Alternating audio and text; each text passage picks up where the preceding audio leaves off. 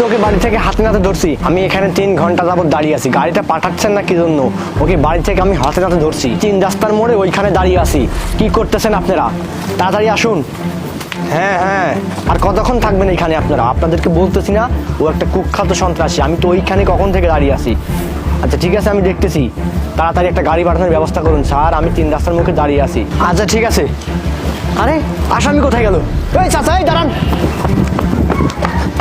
আমার সাথে একটা আসামি ছিল, দেখছেন? আসামি? কিসের আসামি? আমি তো আসামি টাসামি দেইনি স্যার। আরে এই জায়গায় দাঁড়িয়ে ছিল আমার সাথে, দেখেন নাই?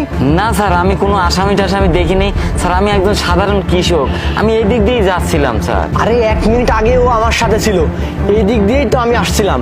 আচ্ছা আপনি যদি দেখেন যে ও কোথাও পালিয়ে গেছে তাহলে আমাকে বলুন না প্লিজ। স্যার আমি আসামি টাসামি দেখিনি স্যার। স্যার আমি একজন সাধারণ কৃষক, আমাকে যেতে দিন স্যার, আমি চলে যাই স্যার। ইস, কোথায় খুঁজবো এখন আমি? মাথায় তো খারাপ হয়ে যাচ্ছে আমার। স্যার আমি জানি আসামিটা কোথায় গেছে আর কে ওকে সাহায্য করছে। ম্যাডাম আপনি দেখছেন না, কিছুক্ষণ আগে আমার সাথে একটা আসামি দাঁড়িয়ে ছিল, আর এই মাত্রই কোথায় যেন পালিয়ে গেল। হ্যাঁ স্যার আমি জানি ও কোথায় আছে আর কে ওকে সাহায্য করছে। হ্যাঁ ম্যাডাম, কিন্তু ও কোথায় যে গেছে আমার তো কিছুই মাথায় ঢুকতেছে না। স্যার আপনি চিন্তা করবেন না, আমার সাথে আসুন, এই যে এখানেই। ওই ওঠ ওঠ ওঠ বেটা ওঠ। হ্যাঁ তুই কি মনে করছিস তুই পালিয়ে যাবি এখান থেকে? তোকে ধরছি, তোর খবর আছে।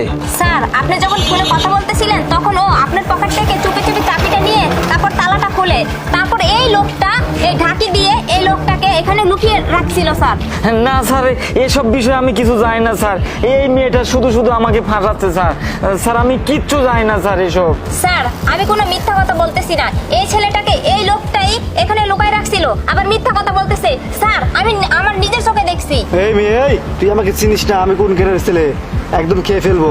এই কথা কম করে বল, তোর শালা তো কম ছিল, এমন শাস্তি এবার তোকে দেবো, এমন ইয়া করবো না, 15 বছরের আগে তুই জেল থেকে বেরোতে পারবি না। এই তুই আমাকে চিনিস? আমি কে?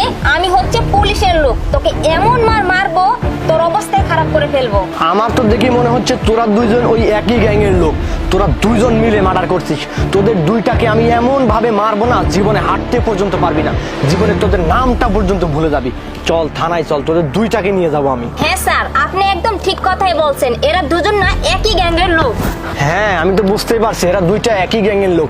এরা শহরের মধ্যে এমন অবস্থা করছে, মানুষের বেঁচে থাকাটাই মুশকিল করে দিছে। এরা প্রথমে মানুষের ঘরে ঢুকে তাদেরকে লুট করে, তারপর তাদেরকে মেরে ফেলে দেয়। তোদের যে কি অবস্থা করবো রে, তোদের কারণে আমরা পর্যন্ত সেই শান্তি মতো থাকতে পারতেছি না। কি করবি? কোর্টে যাবি? কোর্টে গিয়ে আবার জেলে যাবি? না, কোর্ট থেকে তোদেরকে অর্ডার দিয়েছে, তোদেরকে এবারকে ফাঁসিতে ঝোলাবো, বুঝতে পারছিস? তুই একে তো অপরাধ করছিস,